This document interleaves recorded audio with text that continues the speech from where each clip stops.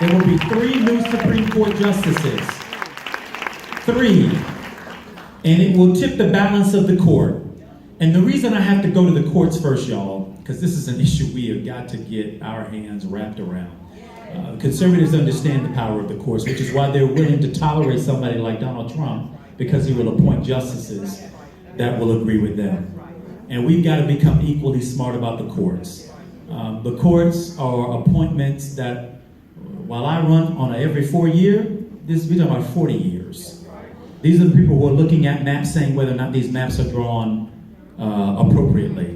These are people who are looking at decisions in civil courts and in civil justice and in criminal justice every single day. And if you don't have a person on that bench who understands what the lived experience is of the people of the state of Florida, it's very hard to get a verdict and a decision that reflects that lived experience. The courts matter. I can't underscore enough.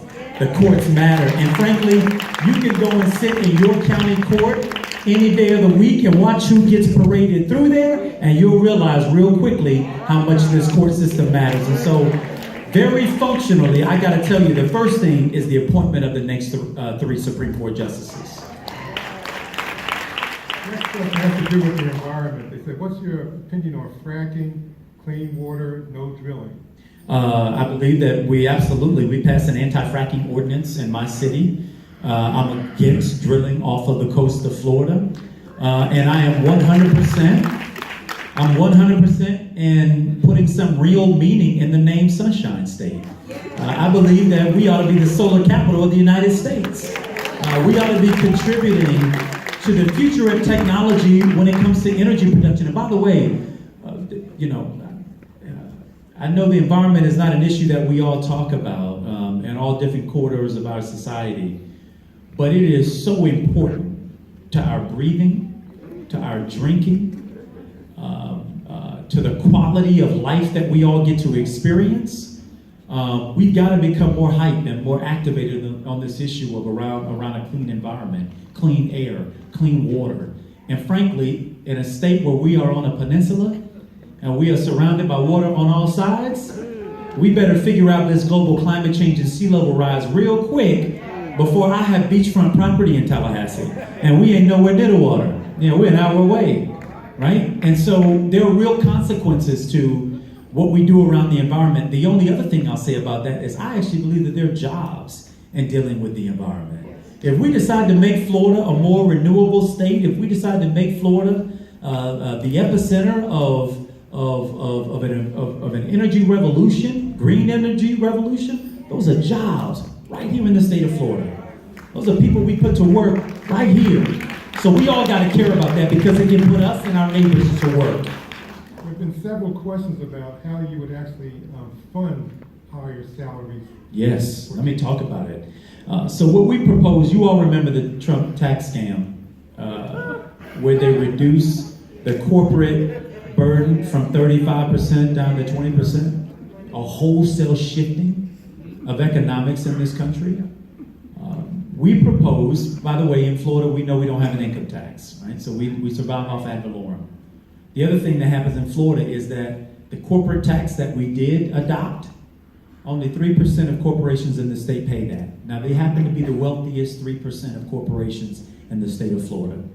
Well, all we have proposed is that of the $6.3 billion that 3% of corporations are going to get here in Florida, that's their get from the Trump tax scam. $6.3 billion. Didn't ask for it? Well, maybe they did. Ask for it or not, they're getting it. And so what we said, we want $1 billion of it. We want $1 billion of it to go toward, one, expanding early childhood education for our children. 0 to 5 is where it's at. Early learning is where it's at. And unfortunately, too many working parents aren't able to afford access to a high-quality early learning center, and their kids are starting behind, and when they start behind, they almost always stay behind, right? So we want to make them ready. Second, we want to increase starting salaries, taking us from the bottom to the middle when it comes to starting salaries for teachers. Third, we said we want to do Jobs 2.0 by reinfusing a shop and skills training back into our high school system. And third, we want to make sure that we're investing in the construction of our schools, making sure that kids aren't showing them in dilapidated places where they're dealing with mold and all that other stuff that doesn't allow them to, again, access an opportunity to learn. Listen, y'all pay your fair share every day. If you pay your taxes, you pay your ad valorem taxes, if you shop and buy milk and egg, you spend your money in this state, you're paying your fair share. And sales taxes, the regressive tax, and in your homestead, and even if you're a renter, know that that cost is being passed on to you through your rent rate. So everybody's paying their fair share. And my only point is that corporations have to pay their fair share too. We don't want them to break the bank. We just want them to pay their fair share. Y'all, we have survived in this state believing that the only way you can attract business to the state of Florida is by being a cheap state. Like, you realize that the corporate tax rate in the state of Florida is lower than that of Alabama and of Georgia. The state of California has a corporate tax rate of 8.8%, and yet every widget, gadget we own was built, made, created in California. Right? Your Apple phone says, it doesn't say made in, it says created in or something. Right? But they're all based there. And what they've learned is that corporations want more than just a cheaper state to work in. In fact, that may be toward the bottom of their list of priorities. You know what they want to know? If I locate my jobs there, will my employees get access to a good public education, or will they have to take money out of their pocket and pay for a private school education for their kids? They want to know, if I bring my employees here, will they have to have an hour-long commute to work and another hour-long commute back? Or have we built the kind of transportation network and system that is a 21st century transportation network? They're concerned about the quality of life issues. And so if we suck all the money away from those kinds of issues, then we're not building the state of the future. There is no wonder that there are not more Florida cities on the short list for Amazon. And it ain't because we're not a beautiful state to live in. It ain't because we're not a low-tax state. We're those things. But they want to check off the box on these other things. Is there affordable housing? Are there good schools? Or will my employees have to come out of pocket? Is there good public transportation? All of these things matter. And we're suffocating our state of those things. And if all Florida wants to be is a state of tourism and agriculture, she can have that, but I believe that we want something bigger, something better, something greater. We'll take tourism and agriculture, but we'll also take good education and good transportation and good jobs that pay good wages. We want all those things. And so in order to do that, everybody has to pay their fair share, and that's what we propose with regards to starting salaries for teachers. Thank you. What is your plan or your vision for reforming the Florida criminal justice system? Well, I'll tell you, the system needs reforming from top to bottom. I think the first thing that among the first things you would see is if we don't pass the constitutional amendment to re-enfranchise those voters, Governor Gillum will use executive order to extend the right to vote to former felons. But what we also have to do is we got to make sure that our courtrooms reflect the diversity of this state. And our judges, and our prosecutors, and our public defenders, and the people who serve on our juries. We have to have a system that reflects the diversity of the state, because if you don't understand that lived experience, you can't have compassion or empathy for it when it shows up in your courtroom, right? And so we got to have a justice system that is also reflective. But we also have to try what I like to consider smart on crime techniques. In my city, I was proud to introduce a program called Community Connections, which is a restorative justice program, where our young people, first-time nonviolent juvenile offenders, instead of going before a judge in a court of law and being told that they have committed some crime against the inanimate state of Florida, who they don't know her, right? Instead, they go before community justice panels. Ms. Jackson, Ms. Jefferson, the school principal, maybe the victim, maybe the victim's family, and they get told how their actions impacted us, the community. Now, the recidivism rate for first-time nonviolent juvenile offenders in the state of Florida hovers around 40%, which means that the 6-month mark, about 40% of the kids have gone on to recidivate. And our city, for the kids who go through community connections and have been for the last 5 years, those kids, the recidivism rate at 6 months, over 90% of them have not gone on to recidivate. It works. It works. We got to scale that kind of work up all across the state of Florida. If we're serious about disrupting the school-to-prison pipeline, then we got to be serious about the solutions to doing that. You can't talk about it and not be about it. And there's enough writing out there to show us how to do this. We need bail reform, right? We need bail reform. You got folks who are sitting behind bars for a year and more because they don't have enough money and money accumulated amongst the family to pay bail. Right? You got folks who are going back to jail because the system has stripped them of their licenses. They can't drive to work and therefore can't get a job that gets them anywhere. And then they fall short on paying back those penalties and fines, and so they go back to jail. The system doesn't work. It is not working. And so we need a wholesale relook at criminal justice reform in this state and across the country. We also have to look at decriminalization of certain crimes. What do you have to say to the minority business owners who feel shut out from government contracts and government jobs? I would say they're right about being shut out of. In 1998, Jeb Bush ended affirmative action in higher education and in state contracting. We barely count the work that minority vendors do here in this state. We're a state now with a budget of $88.7, I believe, billion. $88.7 billion. And we got businesses, small businesses, minority-owned businesses that are not participating in the largesse of that spend. And so I believe that, one, we need to make sure that we equip all of our businesses in this state with the ability to compete to do work in the state of Florida. We also have something called the State Board of Administration, which manages north of $100 billion in investments. I believe, now those investments that they make, there's no criteria that money be spent here in the state of Florida. That money is being invested in places all across the globe. And what I believe is that we ought to be prioritizing investing in businesses and in companies right here in Florida who hire Florida folks, who are investing back in the state of Florida and are providing economic growth. And by the way, I also believe that the portfolio of businesses that get to participate in that spending and that buy ought to reflect the diversity of the state. We ought to have a goal to making sure that that's possible. I would encourage you to look at the record that we built. We had money managers who were managing the funds in my city, and I noticed that we didn't have minority businesses largely participating in that. Today, we've got 7 firms who do it. 4 of them are minority businesses. Siebert & Shank, Loop Capital, Ramirez, because we had a little part of the clause that requires something like you had to be in business for 50 years in order to apply to compete to manage the dollars. Well, who does that leave out? A whole bunch of people. Not based off their quality and what they could do, but how long they've been around. And to me, that was unfair, and you couldn't defend it. And so we changed it. And when we changed it, floodgates open for folks being able to compete. It matters who's in the room where it happens. It matters who is in the room where it happens, because if you don't have the wherewithal to ask the question why, or who you're leaving out, then you never get the opportunity to change that. So I believe in making sure that we invest back in this state, but also investing back in the people who call this state home, and making sure that the spend of this state increasingly again begins to reflect the diversity of the state of Florida. We're a richly diverse state.